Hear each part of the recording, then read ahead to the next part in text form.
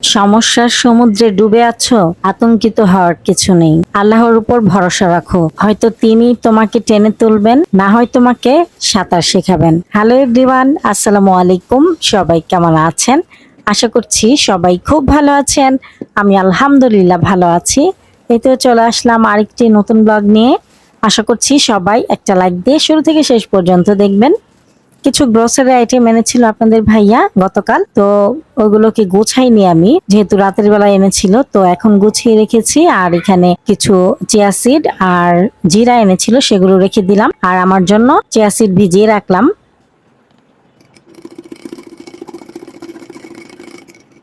আমাদের এখানে তো গ্যাস থাকে না, আর আজকে আমার মেয়ের কলেজ ছিল, এজন্য ওকে তো টিফিনও দেওয়া লাগবে আর আমাদের নাস্তাও বানানো লাগবে। তো ভাবলাম যে গরুর মাংস দিয়ে বিরিয়ানি রান্না করি।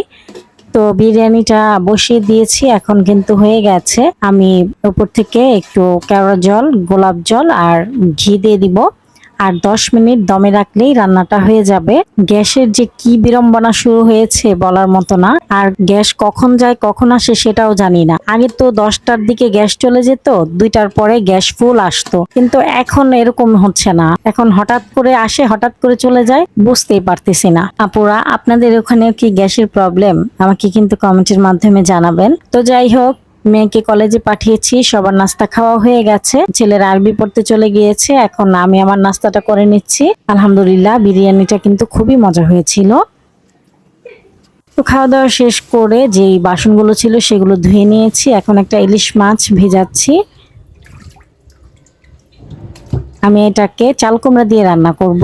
এই যে ফ্রেশ চাল কুমড়া আপনাদের ভাইয়া গতকাল নিয়ে এসেছিল। আর এখানে ধনিয়া পাতা আর ডাটাটাকে না আমি কুচি কুচি করে কেটে সরিষা দিয়ে রান্না করব। আর এখন আনারস কেটে নিচ্ছি, এটাকে জুস করব। দেখলাম যে আনারসটা না বেশি একটা মিষ্টি না, টক, এটা এভাবে খাওয়া যাবে না, এটা জুস করে খেতে হবে আর কি।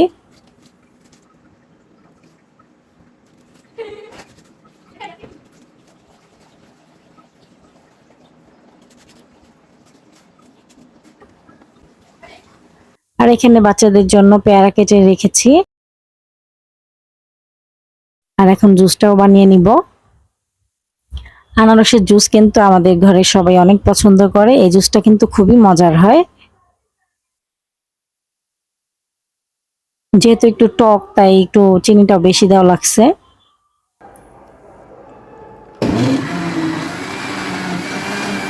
আর আনারসের জুস কিন্তু ছেঁকে নিতে হয়, না হলে কিন্তু মুখে বাজে, ওটা খেতে ভালো লাগে না, তাই আমি ছেঁকে নিচ্ছি। এই যে এরকম ছাবা বের হয় কিন্তু আনারসের জুসে।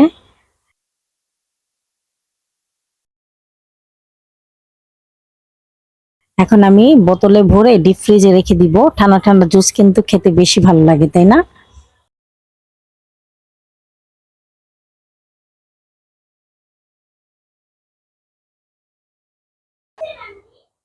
আর এদিকে সবকিছু কাটাকাটি করে নিয়েছি। ইলিশ মাছটাকে এখন ম্যারিনেট করে রাখবো কিছুক্ষণ, লবণ, হলুদ, মরিচ, ধনিয়ার গুঁড়া দিয়ে। এখান থেকে কিছু মাছ আমি চাল কুমড়া দিয়ে রান্না করব, আর কিছু মাছ আমি ভাজবো। আর এখন আমি সরিষা বেটে নিব। সরিষার সাথে আমি একটা কাঁচা মরিচ আর কিছুটা লবণ দিয়ে বাটবো, এতে করে সরিষা তিতা লাগবে না। অনেক সময় কিন্তু সরিষা তিতা লাগে।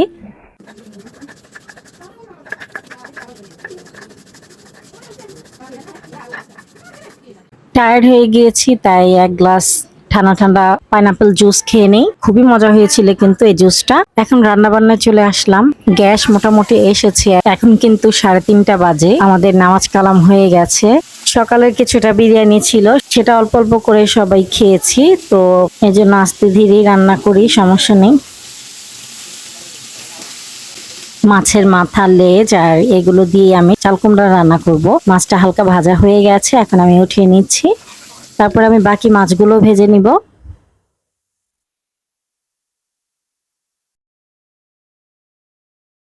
পাশের চুলায় এখন আমি তরকারিটা বসিয়ে দিই। তেলের উপর আমি পেঁয়াজ কুচি দিয়ে দিলাম।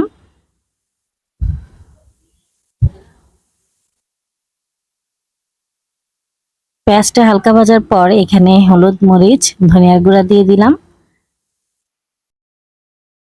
পানি দিয়ে দিব, পরিমাণ মতো লবণ দিয়ে মশলাটাকে ভালো মতো কষিয়ে নেব। যেহেতু ইলিশ মাছ রান্না করছি, এখানে আমি আদা রসুনও দিব না, জিরাও দিব না।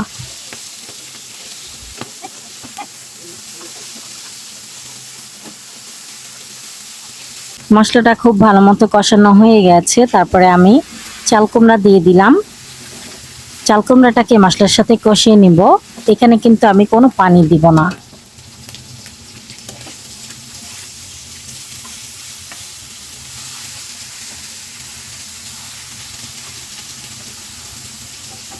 মাছগুলো ভাজা হয়ে গেছে, এখন আমি উঠিয়ে নিচ্ছি।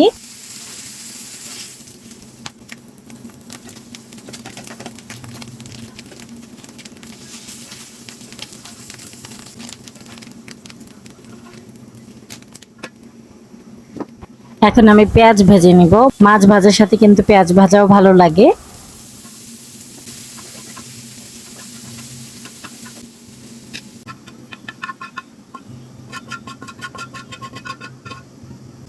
কয়েকটা শুকনো মরিচও ভেজে নিয়েছি।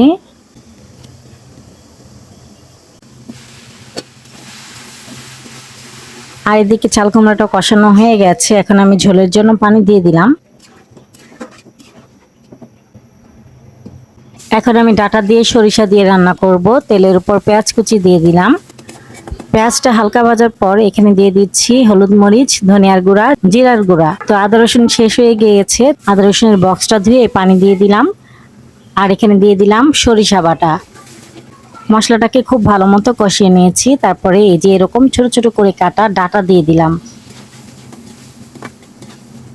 পরিমাণ মতো লবণ দিয়ে দিচ্ছি, কিছুটা পানি দিয়ে দিচ্ছি। ডাটা তো ছোট করে কেটে দিয়েছি, সেদ্ধ হতে টাইম লাগবে না। আর এদিকে চাল কুমড়ায় আমি মাছ দিয়ে দিলাম,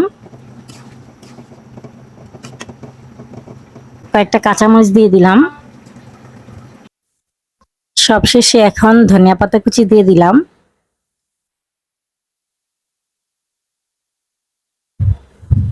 এই তো তরকারিটা কিন্তু রান্না হয়ে গেছে। চাল কুমড়া দিয়ে ইলিশ মাছের তরকারিটা কিন্তু খুবই মজা লাগে। এই তো রান্নাটা হয়ে গেছে, চুলা অফ করে দিলাম। আর ডাটা দিয়ে সরিষা এই যে এরকম শুকনো শুকনো করে আমি নামিয়ে নিব। তেলটা কিন্তু পুরোপুরি ছেড়ে দিয়েছে। তারপরে খাবার খেতে বসলাম। সবাই অলরেডি খেয়ে নিয়েছে, কারণ আজকে অনেক লেট হয়ে গেছে। এখন আসরের আজান দিবে। আলহামদুলিল্লাহ, খাবারটা খুবই মজা করে খেলাম। আপনাদের ভাইয়া বাইরে গিয়েছিল, আসার সময় কিছু ফ্রুটস কিনে এনেছে। আম, পেয়ারা আর হচ্ছে গাব, কাঁঠালও এনেছে। তো আমগুলোকে আমি রেখে দিচ্ছি।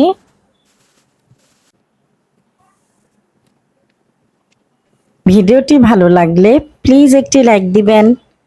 ভিডিও সংক্রান্ত কোনো মতামত থাকলে কমেন্টের মাধ্যমে জানাতে পারেন। আজকের মতো ভিডিওটি এ পর্যন্তই।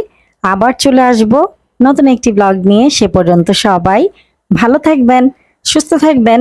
আল্লাহ হাফেজ। আসসালামু আলাইকুম। আমাকে সাপোর্ট করার জন্য আমার ভিডিওটি চাইলে একটা শেয়ার দিতে পারেন।